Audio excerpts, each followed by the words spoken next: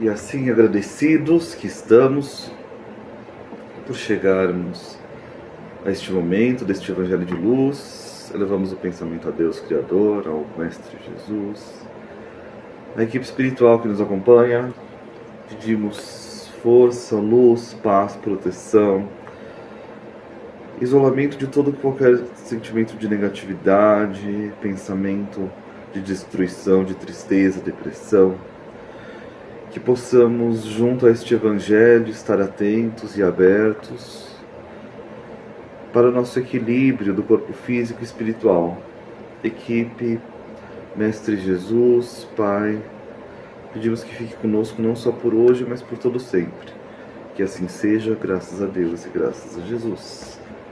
Dando continuidade à realização do nosso Evangelho, primeiro vamos para o nosso livro de preparo. Estamos usando o Palavras de Vida Eterna, de Francisco Cândido Xavier, pelo Espírito Emmanuel. Estamos na lição 46, item 46, ou capítulo 46, na tarefa da paz. E ele começa dizendo o seguinte: a minha paz vos dou. Isso foi dito por Jesus, do Evangelho de João, capítulo 14, versículo 27. Todos ambicionam a paz, raros ajudam-na. Que fazes por sustentá-la? Recorda que a segurança dos aparelhos mais delicados depende quase sempre de parafusos pequeninos ou de junturas inacessivelmente singelas. Não haverá tranquilidade no mundo sem que as nações pratiquem a tolerância e a fraternidade. E se a nação é conjunto de cidades, a cidade é um agrupamento de lares, tanto quanto o lar é um ninho de corações. A harmonia da vida começará, desse modo, no íntimo de nossas próprias almas, ou toda harmonia aparente na paisagem humana será sempre simples jogo de inércia. Comecemos, pois, a sublime edificação no amargo de nós mesmos. Não transmitas o alarme da crítica, nem estendas o fogo da crueldade.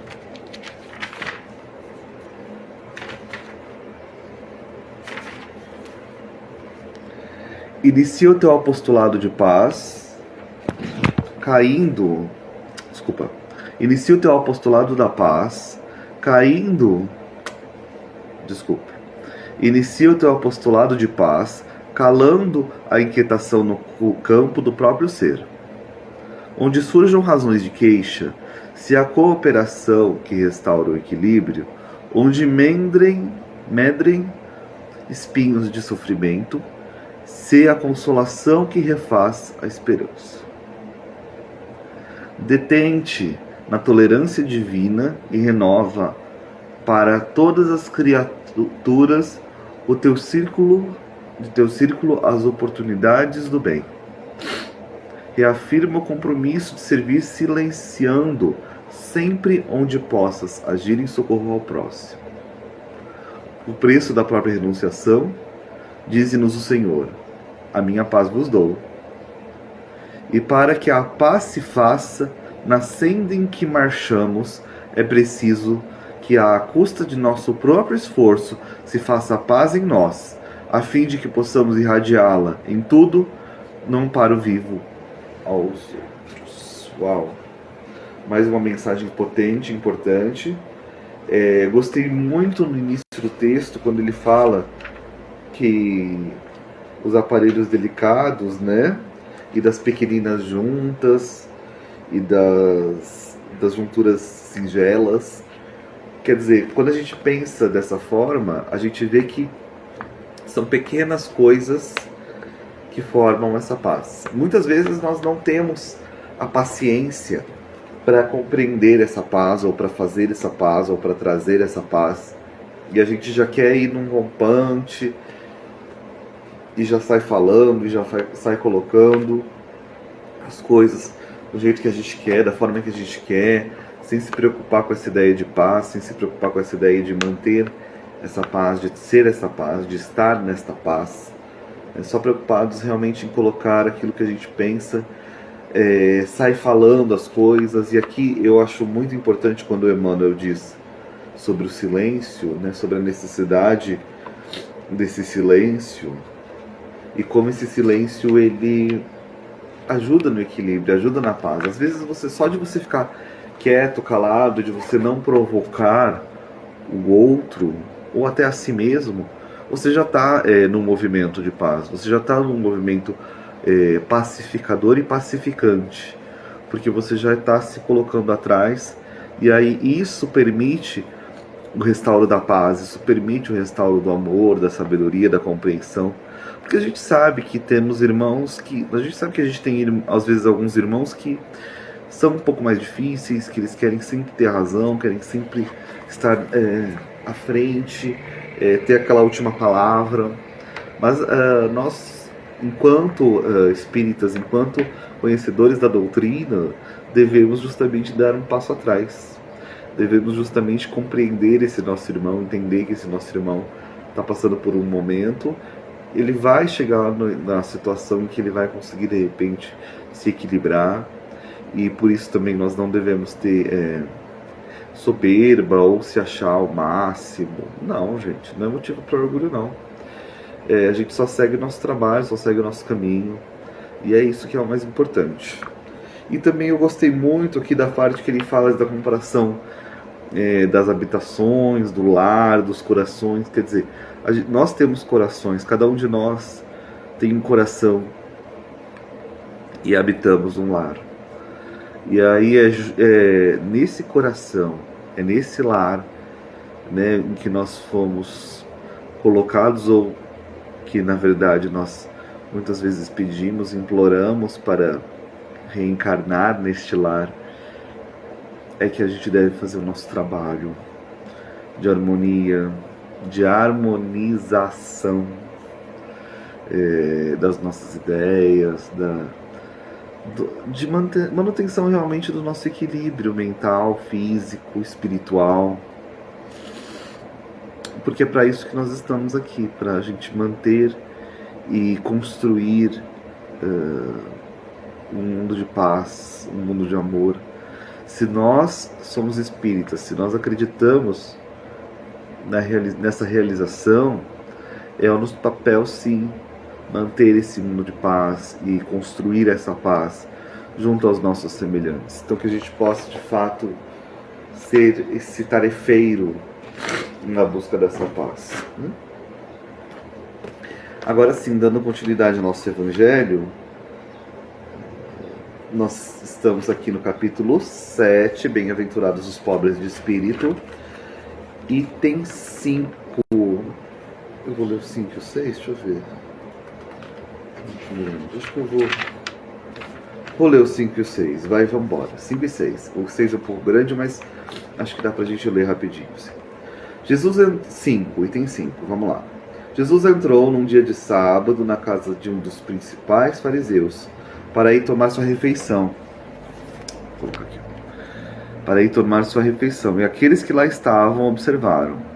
Então, considerando como os convidados escolhiam os primeiros lugares, ele lhes propôs esta parábola, dizendo: quando fores convidado para bodas, não tomes nelas o primeiro lugar, temendo que se encontre entre os convidados uma pessoa mais considerada que vós, e que aquele que vos tiver convidado não vos venha dizer: dai vosso lugar a este, e então estejais diminuído em vos dirigir com vergonha ao último lugar. Mas quando fordes convidados, ide vos colocar no último lugar, a fim de que, quando aquele que vos tiver convidado vier, vos diga: meu amigo, subi mais alto. E então isso será motivo de glória diante daqueles que estarão à mesa convosco, porque todo aquele que se eleva será rebaixado, e todo aquele que se rebaixa será elevado. Isso está em São Lucas, capítulo 14, versículos 1 e de 7 a 11. 6.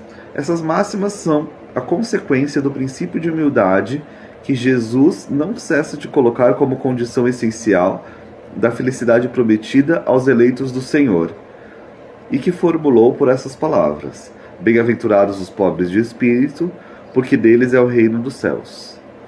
Ele toma uma criança como modelo de simplicidade de coração e diz: será o maior no reino dos céus quem se humilhar e se fizer pequeno como uma criança. Quer dizer, quem não tiver nenhuma pretensão de superioridade ou infalibilidade. O mesmo pensamento fundamental se encontra nesta outra máxima, que aquele que quiser tornar-se maior seja vosso servidor, e nesta, todo aquele que se rebaixa será elevado, e todo aquele que se eleva será rebaixado. O Espiritismo vem sancionar a teoria pelo exemplo, em nos mostrando grandes no mundo dos espíritos aqueles que eram pequenos na terra, e frequentemente bem pequenos aqueles que nela eram os maiores e os mais poderosos. É que os primeiros levaram, em morrendo, aquilo que unicamente faz a verdadeira grandeza no céu e não se perde, as virtudes. Enquanto que os outros deverão deixar os que faziam sua grandeza na terra, e não se leva a fortuna, os títulos, a glória, o nascimento. Não tendo nenhuma outra coisa, eles chegam no mundo desprovidos de tudo, como náufragos que tudo perderam, até suas vestes. Não conservaram senão o orgulho que torna sua nova posição mais humilhante, porque veem acima dele e resplandecentes de glória aqueles que espezinharam na terra. O Espiritismo nos mostra uma outra aplicação desse princípio nas encarnações sucessivas, onde aqueles que foram os mais elevados numa existência serão rebaixados à última posição numa existência seguinte, se foram dominados pelo orgulho e pela ambição. Não procureis, pois, o primeiro lugar na terra, nem vos colocar acima dos outros, senão quiseres ser obrigados a descer. Procurai ao contrário o mais humilde e o mais modesto, porque Deus saberá vos dar um lugar mais elevado no céu se o merecerdes. Muito bom esse trecho, como todos os trechos do Evangelho, não conheço nenhum que seja ruim. Mas aqui a gente tem a ideia do orgulho, do egoísmo, da vaidade, da soberba, daquele ímpeto de superioridade que muitos de nós temos ainda por estarmos no mundo de provas e expiações. Muitos de nós ainda, queira ou não, né, por um motivo ou outro, a gente acaba se perdendo e querendo se colocar superiores aos outros, quando na verdade somos todos iguais, né? Fomos criados por Deus, simples e ignorantes. Todos nós estamos no nosso trajeto de evolução espiritual. Não sei nem se a gente poderia falar que alguns estão à frente, talvez sim, outros não. Mas isso, mesmo estando à frente em uma condição, em algum momento, né, eu acho que a gente pode pensar que existem irmãos que fraquejam durante a sua caminhada, como nós também muitas vezes fraquejamos, muitas vezes deixamos de fazer alguma coisa, ou falhamos, ou paramos, estacionamos, e aí certamente nós não gostamos que o outro nos aponte. Então é preferível que a gente realmente fique no último lugar, no sentido de humildade, né, de entender que vai chegar o nosso momento, né, se é que aquele momento é aquilo que a gente deseja, que a gente espera. Então vamos simplesmente assim plantar o amor, plantar a paz, fazer essa paz, trazer essa paz, como foi colocado bem pelo Emmanuel nas primeiras mensagens, e ficar no nosso lugar, ser aquele trabalhador que está ali desenvolvendo. Não que a gente não possa ter uma ambição saudável, acho que isso daí é normal, a gente buscar estudar, querer outras coisas para a vida. Eu penso que isso seja até necessário, né? Você não ficar de repente só num ambiente, num lugar, mas buscar o crescimento, buscar a sua própria evolução. E aí de repente você estudar mais para você ter outras possibilidades. Eu penso que isso daí não seja problema algum para ninguém, mas que isso não seja também um motivo e a razão para você se colocar, se achar superior ao outro, se achar acima de alguém porque estudou mais, porque se dedicou mais, porque faz X ou Y trabalho. Isso não, gente, isso aí é circunstancial, né? Nós que somos, eu acho que o Evangelho ele foi muito claro quando ele fala das nossas encarnações. Nós que acreditamos que somos espíritos encarnados, sabemos que as encarnações variam, né? Então, é isso.